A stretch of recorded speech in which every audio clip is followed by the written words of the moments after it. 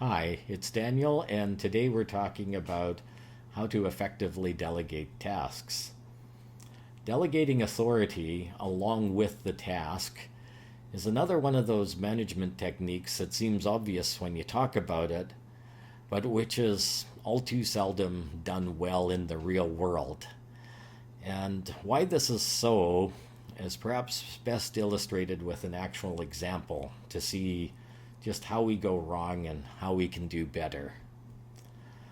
So I'll tell you a story about how last year I was helping out with the planning for our annual CE conference here in the province.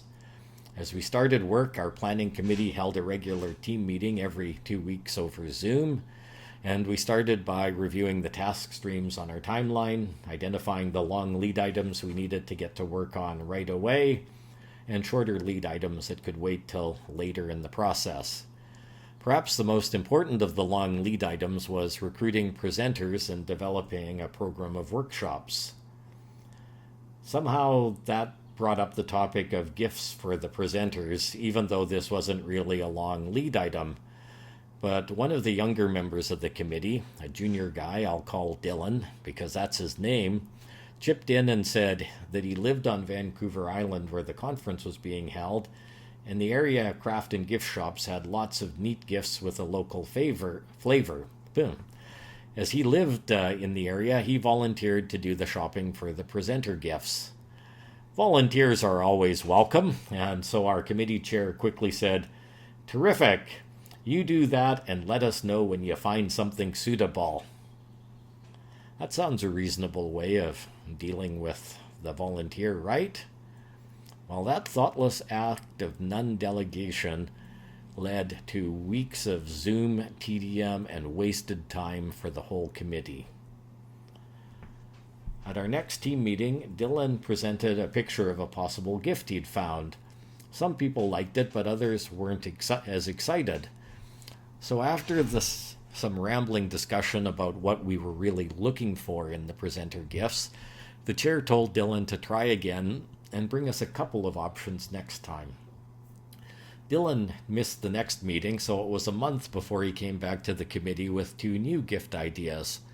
One was quite a bit more expensive than the other, so that got the committee talking about how much we should spend on these gifts, which we hadn't decided before. But it also meant we had to figure out how many gifts we'd need, since that affected the total.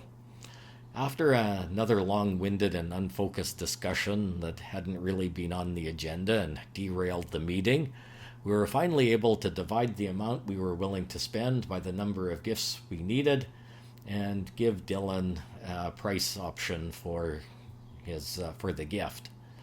Unfortunately, this more expensive option, which was the one everyone liked, was over our budget. So we told Dylan to try yet again. He hadn't had time to shop for a new gift by the next Zoom meeting, so it was another month before he came back with his third round pick. By now we'd switched to weekly meetings as the conference was getting close, and we still hadn't made a decision on this apparently simple task item. So this time we picked one of Dylan's options, and we told him to go ahead and purchase 24 of them for our presenters and the keynote speakers. Then, since we hadn't decided this ahead of time, the agenda got derailed yet again while we had an unfocused discussion on how to reimburse Dylan and what did we want as far as cards went on the gifts and gift bags to present them in. Since none of this had been decided when the task was delegated, it just came up during meetings when we should have been focusing on other things. Eventually, Dylan was able to purchase the gifts just barely in time for the conference.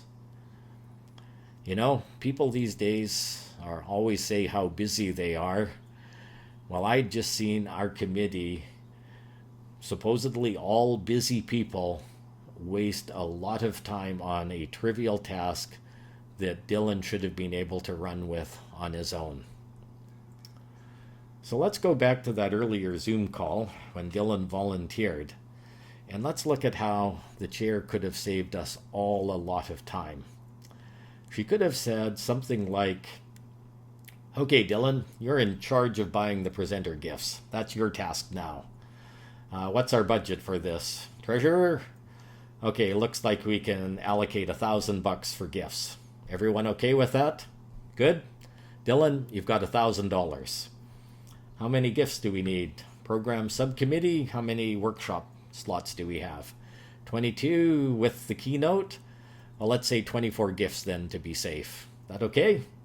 All right, Dylan, we need 24 gifts. Got a budget of $1,000. And so how about you come back to us with 2 options for a possible gift in a month?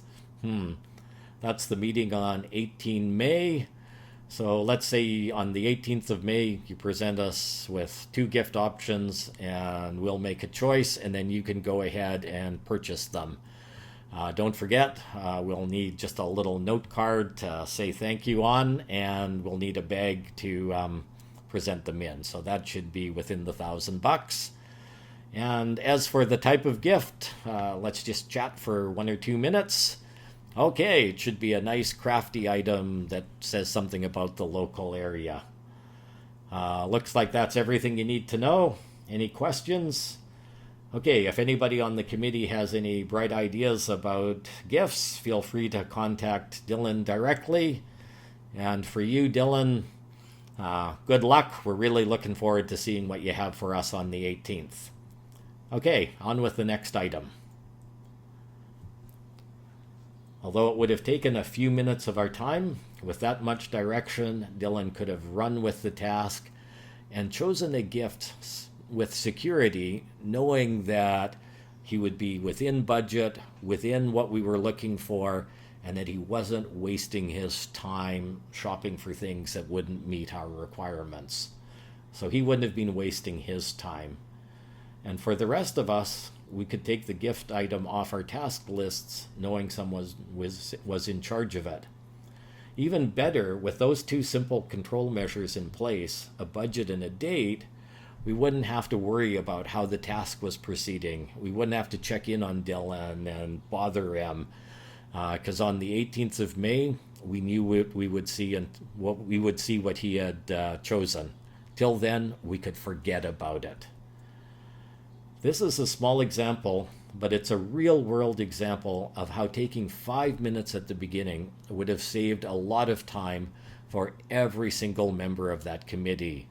So count up all the minutes we'd wasted and multiply it by the 9 people on the committee, and that's how much time we would have saved by taking 5 minutes to delegate that task properly at the beginning. Even better, the use of those control measures, the budget and deadline, meant that we didn't have to worry about the task while it was being done. We knew that Dylan would check in on the 18th, and then we could see what he had chosen. Until then, we could forget about gifts, closing what David Allen calls an open loop. Excuse me. I'm excited about this. But delegating well is one of those small things, but it really is a small thing that makes a huge difference. All the best, and thank you for your time and attention.